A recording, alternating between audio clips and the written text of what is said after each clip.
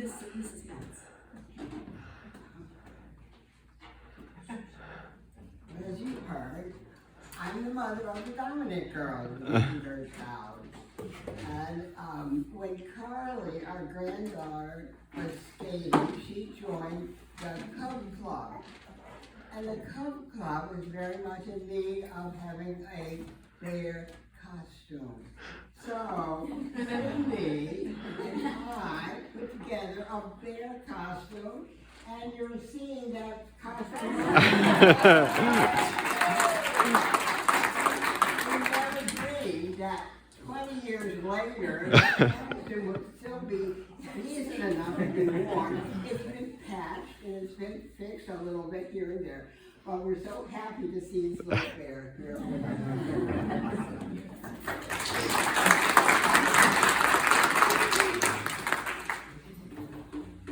I was telling some people that Carly's wearing the costume in the kiosk. I'm the original bear.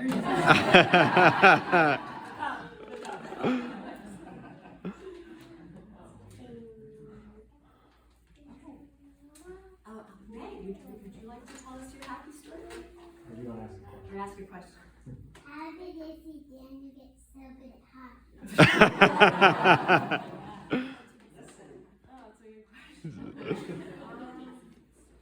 I think it was just like, I loved the game of hockey. I think if you ask anyone around me, like I'm always playing in our living room watching hockey. And ever since I was young, I loved watching sports, but more so hockey. And then my dad, he put a rink in our backyard when I was a kid. So we lived in the city, but we had a small backyard and it was like shaped like a pentagon. So it was really abnormal, but I was out there every day. And I think it's just like, you gotta love it, and you gotta be willing to put in the work to practice, and sometimes it's not fun, but there's rewarding in the end, so just work hard and have fun, and see what happens. Did you keep playing soccer? Wow. Yeah, so I played soccer in high school as well. I think that's also pretty, everyone talks about nowadays, everyone's so hyper-focused, I think, on doing one thing, and I hear a lot of parents and stuff being like, oh, my kid, they gotta do all, play hockey all year round or whatever sport, but I think it's really nice to get a break too, and I think playing multiple sports will really help you excel at the one that you're most interested in. You heard it here.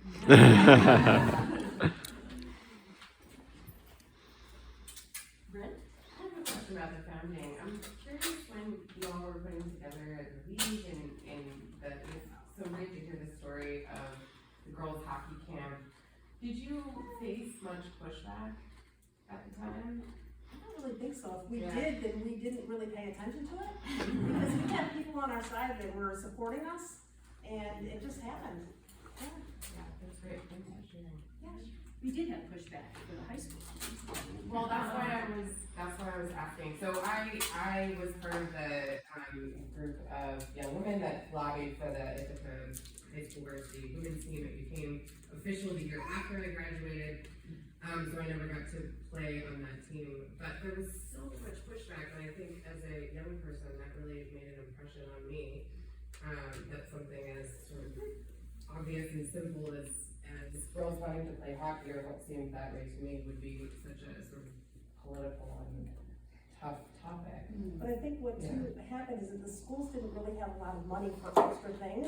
So this was like a private type of thing. This was like Cinderella softball. That didn't have anything to do with the league. It was the Desi Jacobs League, which I guess isn't anymore.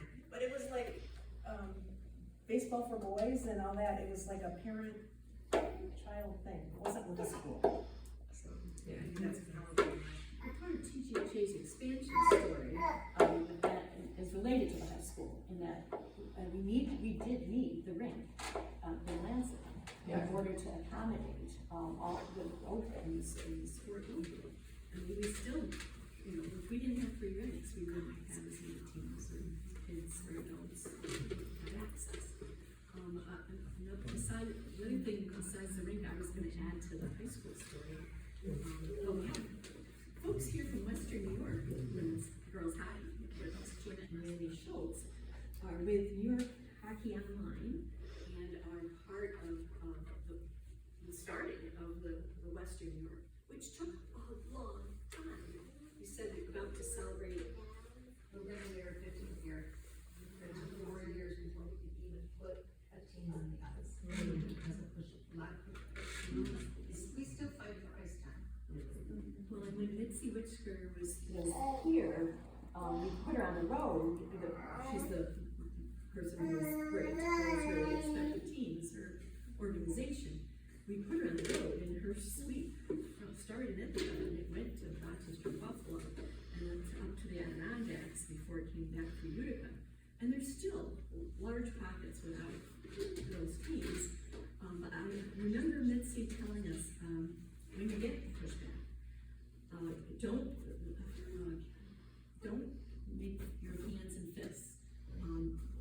Put them out and remind everyone that you're raising up everyone by adding the sport. Not to make it a fight, even though we felt like fighting. The Northrops are here. Would you like to share any stories? Or Diana? I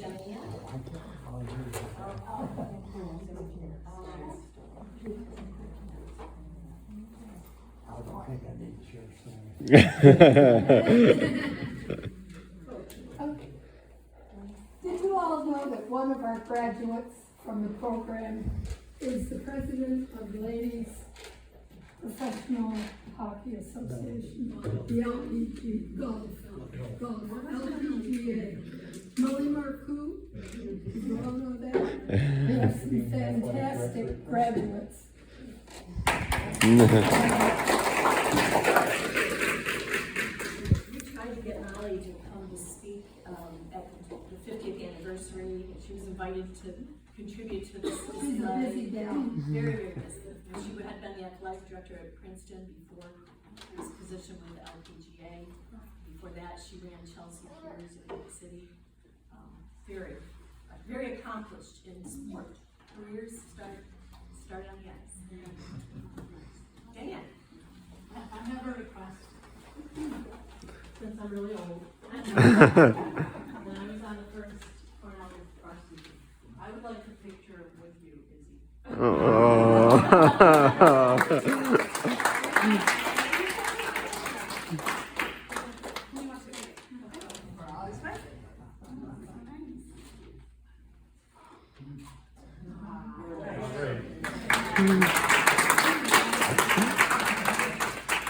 When I invited Izzy to come, I said, don't think this is why you play hockey. But since you're only here for another 2 months or a half, but I think it wants a little bit of your start. Thank you for sharing. Did you always know you wanted to play pro? No, I'm not planning on playing hockey probably after this year. I wanted a career in sports. I was an intern with the Minnesota Vikings this past summer in their football admin office. So I wanted to do like salary cap management and negotiations and stuff like that.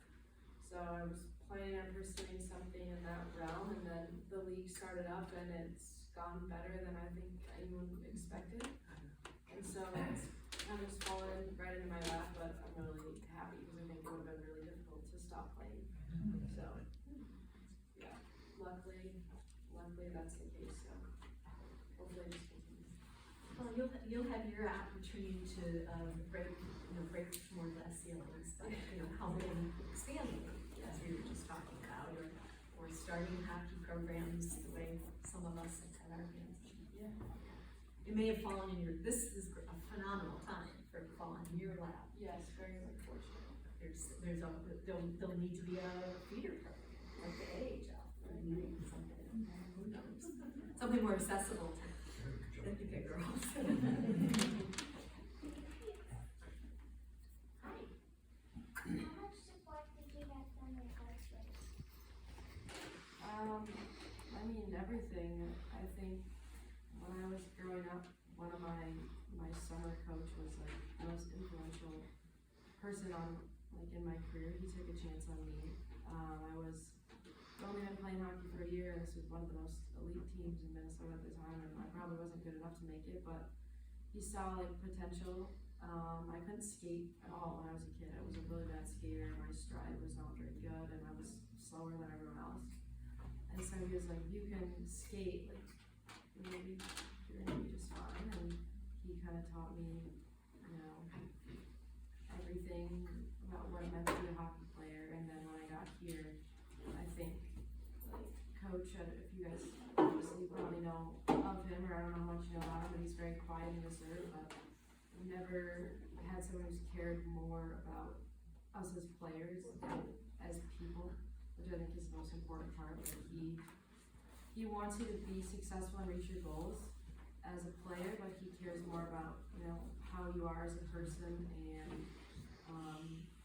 just you growing up as like as a young woman, which has been outstanding. So I think I wouldn't be where I am without all my coaches, but especially my coaching staff at Cornell. They've been an amazing influence on myself and everyone that's come through. So you can't say enough good things. I don't know who it was who coined the TGHA's current slogan or motto is developing the person and the player since 1972. So that's right in line with Doug Darrow and Mike Schiff.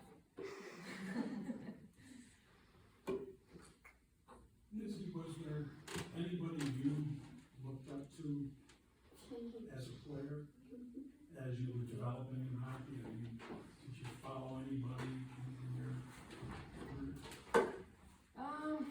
I mean, I think it's, when I was there, it was hard to look at, you know, what hockey players I think, because it was mostly just the Olympics, and like everyone, you know, everyone's heard of Hillary Knight, and it was really strange getting to like share the ice with her now, but, I think when I got here, it was, you know, like Mike and Sandy Hard and those people who are some of my best friends, but they're also people that I admire and I'm trying to like model myself after as like human beings.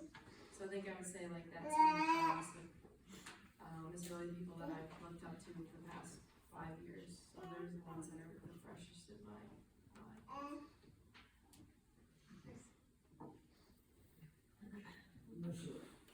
Coach. Yes. I'm Cliff Northrup from Jonesburg, and I've been involved in the past with hockey from about 1972, first morning that we showed up, 1992. And during that time, I coached in the house league. I had 2 daughters that played, and I coached the travel team from 1975 to 1992, which was the Shooting Stars. And one of the things I don't think some people realize from that time, that 17 years that we coached, I had some other great coaches, Murray Deeth, and just all guys that worked with me. But one thing that we never did, we never kept one stat. We never kept a goalie stat. We never kept scoring stats. We never kept a one-loss stat. You would never know how many games we won. We played every kid equal. That's a very expensive sport out there, and I didn't see anybody showing up to practice and not playing equal. So every kid played as equal as I could get it out there. And I never got one complaint from a child. Sometimes the parents gave me a little trouble. That's the way I thought the sport ought to be run. And that's one of the proudest things in my life that I did for 17 years. We won a couple of state championships because every kid played equal, and when we got into the championships, I had a team that all could play hockey, not just 1 or 2 lines. And I think that's the most important thing that can happen. And we did turn out some hockey players, but we turned out a whole lot of ladies, which I'm very proud of.